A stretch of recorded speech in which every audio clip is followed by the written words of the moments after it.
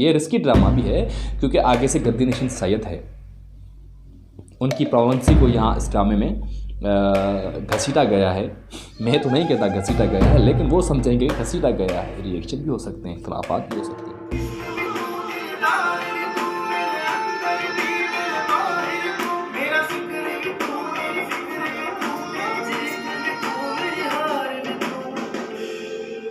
अस्सलाम वालेकुम दोस्तों, मैं हूं आपका अपना मुसव्वर चौहान और मैं आपसे मुखातब हूं अपने ऑफिशियल चैनल पर।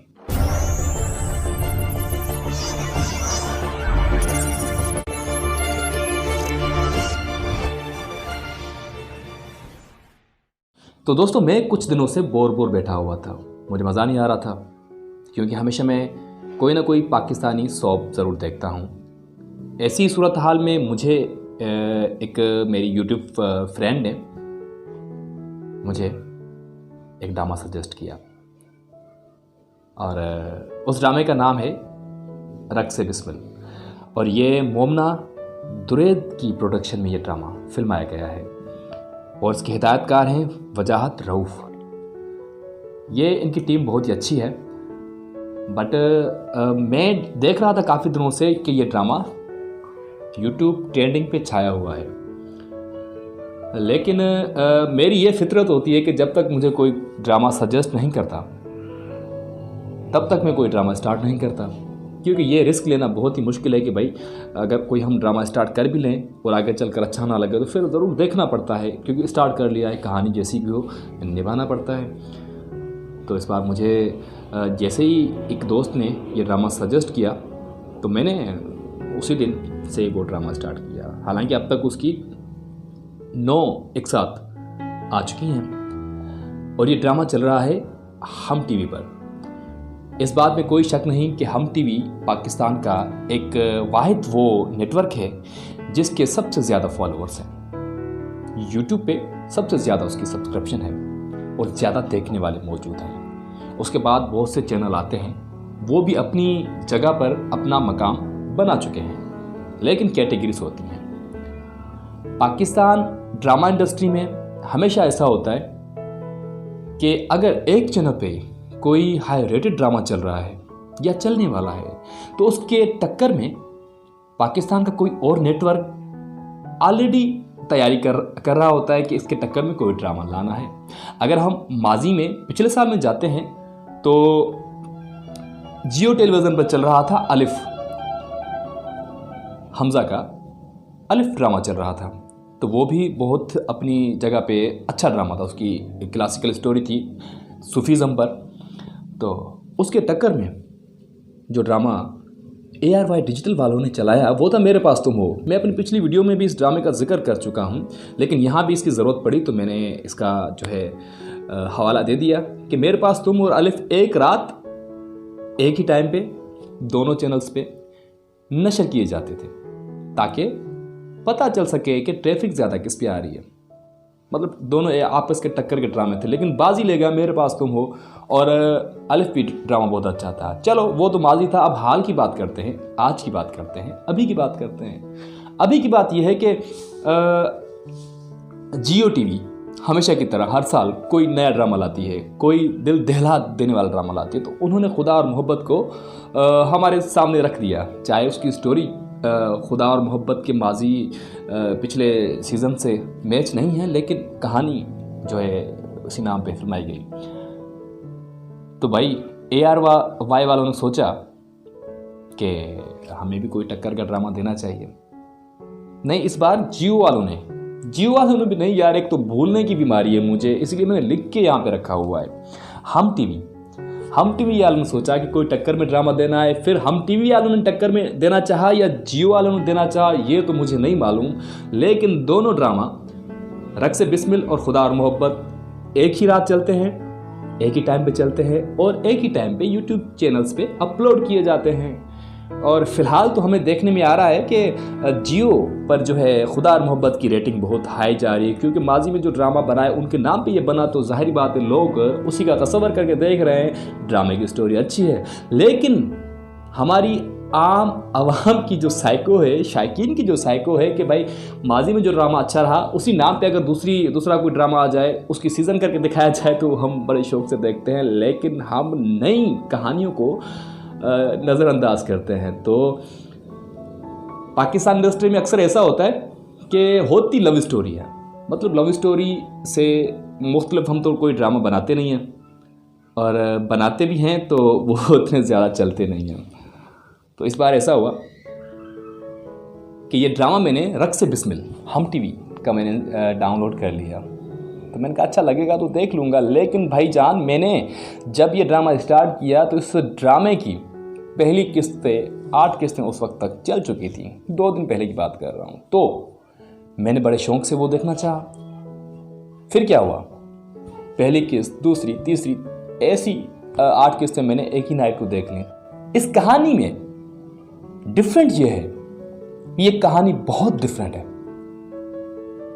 इस कहानी में मुद्दा ये है कि ये आपको दिलो जान से, रूह से आपको खींच लेती है, बिल्कुल मुतवज्जा कर लेती है। मुतवज्जा करने का एक सबसे बड़ा रीज़न है हमारे समाज में एक ऐसा इशू, ज़मीन आसमान कभी एक नहीं हो सकते। तो यहाँ तो वैसे भी पाकिस्तान में काफ़ी सूबों का ये निज़ाम है, काफ़ी देहाती इलाकों का निज़ाम है कि अपनी बिरादरी से बाहर लोग शादियाँ नहीं करते। बिरादरी के बाहर का तस्वर तो अपनी जगह चल जाता है, लेकिन एक गद्दी नशीन घराना सैयद फैमिली को तो ये हरगिज़ इजाज़त नहीं, उनके रूल्स रेगुलेशंस में ये चीज़ है कि बाहर से शादी नहीं की जा सकती। उनका ये रस्म है, उनकी रस्म है ये कि लड़की तो बिल्कुल भी नहीं कर सकती, मर्द अगर कर भी ले तो फिर भी उनके लिए मसले बन जाते हैं। लड़की के लिए तो बिल्कुल नामुनासिब, इंतहाई जो है नामुमकिन चीज़ है। तो होता यह है कि ड्रामे की स्टार्ट में हम अब कहानी की तरफ आते हैं। ड्रामे के स्टार्ट में जैसे ही पहला लुक स्टार्ट होता है तो एक सैयदा एक बाहर के लड़के से शादी कर रही होती है, निकाह कर रही होती है घर से भागकर। तो अचानक से उस लड़की कज़न्स ब्रदर्स पहुंच जाते हैं और लड़की के बॉयफ्रेंड को पीटते हैं, मारते हैं, फिर लड़की को वापस घर ले जाते हैं, ज़बरदस्ती उनको अपने एक और छोटे कज़न के साथ ब्याह देते हैं, क्योंकि उनकी शान के ख़िलाफ़ थी ये चीज़। गद्दी नशीन की बेटी सैयदा बाहर किसी आम लड़के से, आम कास्ट वाले से शादी करे तो ये बहुत ही उनके लिए बदनामी का बायस बनता है उनके हिसाब से। तो वो लड़की बद्दुआ देती है कहानी के अहम कैरेक्टर को, इमरान उसका नाम है अहम कैरेक्टर का, तो कि अल्लाह करे कि तुमको भी मोहब्बत हो जाए और वो तुम्हें कभी ना मिले। कहानी आगे चलती है। मूसा वो एक बस में सवार होता है किसी बहाने से, किसी काम की वजह से। अचानक उसकी नज़र एक लड़की पे पड़ जाती है। लड़की उसके किसी काम आती है, कोई इस पे ब्लेम लगा रही होती हैं लड़कियां, तो ये गवाही देती है कि इसने नहीं किया। तो बहरहाल ये उसकी आंखों में जैसे देखता है, इस कैरेक्टर को मोहब्बत नाम चीज़ से नफ़रत थी और मोहब्बत चीज़ नाम को तस्लीम नहीं करता था। और इसकी ख्वाहिश थी, जो अपनी अम्मी से शेयर कर चुका होता है, कि मैं जो है एक पाक पवित्र मुकद्दस ऐसी लड़की से, पर्दादार लड़की से शादी करूँगा जिसको कभी किसी ने देखा ना हो, हाथ की हथेलियाँ तक ना देखी हो, कलाइयाँ तक ना देखी हो, आँखें तक ना देखी हो। ये कैसे हो सकता है? बहरहाल अम्मी ने उसके कहा कि नहीं ऐसा नहीं है। बस में उस लड़की को देखता है, अट्रैक्ट हो जाता है, उसके पीछे जाता है, थैंक्स कहता है, बात करने का बहाना चाहिए उसने। ऐसी कहानी आगे आगे बढ़ती है तो ये उसके इश्क में गिरफ्तार हो जाता है। लड़की का बार बार पीछा करता है। बिलाखिर लड़की इसे कहती है कि तुम्हारा और मेरा मेल नहीं है, तुम्हारा और मेरा मेल नहीं है। वो कहता कैसे? वो उसको बता देती है कि मेरे इस ठिकाने पे आ जाना और मेरी हकीकत जो है देख लेना। वो देखता है कि एक लड़की है, एक डांस मतलब वो क्या कहते हैं उसको, डांसिंग क्लब में डांस कर रही होती है। मुकम्मल कपड़े नहीं पहने होते उनको, जिस तरह से आजकल चल रहा है शॉर्टकट ड्रेसिंग, वो पहनी होती है। तो ये उसको देखकर शौक हो जाता है और के पाँव तले ज़मीन निकल जाती है। फिर उस लड़की को हाथ से पकड़कर बाहर ले जाता है कि तुमने ये मेरे साथ क्या किया। तो उसने कहा कि मैंने तुम्हें दिखाना था कि मैं एक तवाइफ हूँ और तुम एक गद्दी नशीन सैयद, तुम्हारा और मेरा मेल नहीं। तो बहरहाल पुलिस आती है, उस लड़के को लेकर चली जाती है। यहाँ से लड़के की तबाही का आगाज़ होता है। अब जी लड़के की ज़िद ये है कि मोहब्बत वो चीज़ नहीं है कि हम अपनी शान, अपना स्टेटस उसके सामने रखें और जिससे हम मोहब्बत करते हैं उसको अपने जैसा बनाकर उसे एक्सेप्ट करें। नहीं, इस कहानी में यह दिखाया गया है कि मोहब्बत में महबूब के जो भी आदात हैं, जो भी हैबिट्स है, जो भी उसका माहौल है, जो भी उसका ख़ानदानी बैकग्राउंड है, उसको जूं जो तुम एक्सेप्ट करना होता है। इसी का नाम मोहब्बत है। अब कहानी यहाँ तक पहुँची है कि मूसा को अपने अब्बू ने, जो गद्दी नशीन होते हैं, वो अपनी जायदाद से, हर चीज़ से बेदखल कर देते हैं और अपने उस जगह पे अपने छोटे बेटे को जो है रख देते हैं। अब कहानी में सस्पेंस ये है कि आगे क्या होगा।